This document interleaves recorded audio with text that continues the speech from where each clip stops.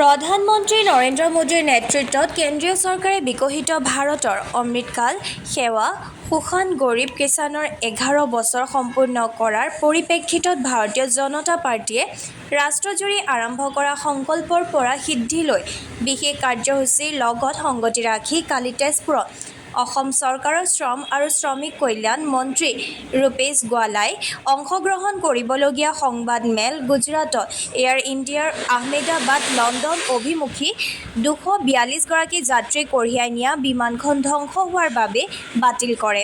আপোনালোকে সকলোৱে জ্ঞাত ইতিমধ্যে আমাৰ গুজৰাটৰ আহমেদাবাদত যি দুখজনক ঘটনা সংঘটিত হৈছে তাৰ বাবে আমাৰ এই সংবাদমেল বা দলৰ যিসমূহ কাৰ্যসূচী আছিলে সকলো আজি বাতিল কৰা হৈছে।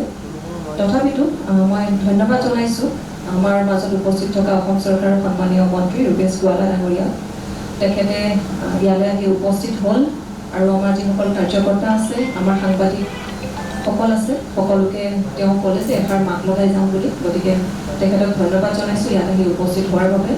নিৰ্ধাৰিত ভ্ৰমণসূচী অনুসৰি বিয়লি 4:30 তেজপুৰত উপস্থিত হৈ মন্ত্ৰীগৰাকীয়ে দলীয় কৰ্মী আৰু উপস্থিত সাংবাদিকসকলৰ লগত মন্ত্ৰীগৰাকীয়ে উক্ত বিমান দুৰ্ঘটনাত গুজৰাটৰ প্ৰাক্তন মুখ্যমন্ত্ৰী বিজয় ৰূপানীৰ লগতে নিহতসকলৰ আত্মাৰ চিৰশান্তিৰ বাবে ভগৱানৰ ওচৰত প্ৰাৰ্থনা জনায়।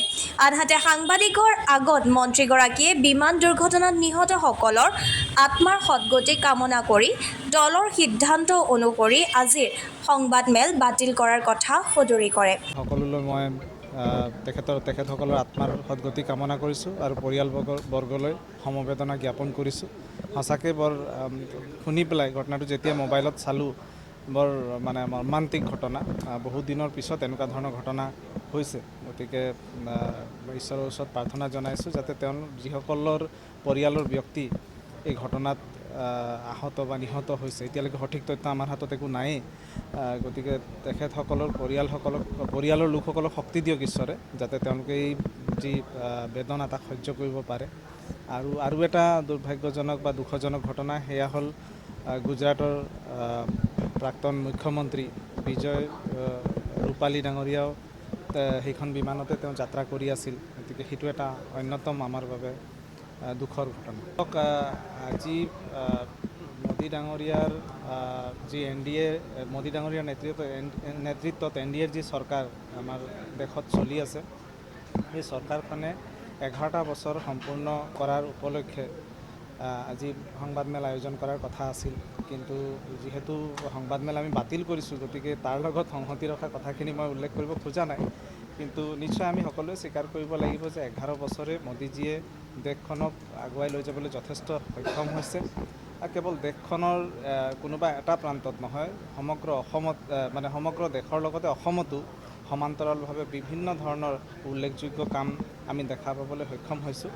মন্ত্ৰীগৰাকীয়ে কেন্দ্ৰৰ লগতে অসমত বিজেপি চৰকাৰৰ দিনত হোৱা দেশে লাভ কৰা উন্নয়ন আৰু বিকাশ প্ৰগতিৰ কথা সদৰি কৰে। মই অলপ আগত যেতিয়া গুৱাহাটীৰ পৰা বাই ৰোড তেজপুৰলৈ আহি আছিলোঁ, যিটো ৰাস্তা মইতো ইয়ালৈ আপোনাৰ 2008 চনৰ পৰা অহা যোৱা কৰোঁ। গতিকে আগৰ কথা আৰু আজিৰ কথাৰ মাজত যথেষ্ট পৰিৱৰ্তন আহিছে।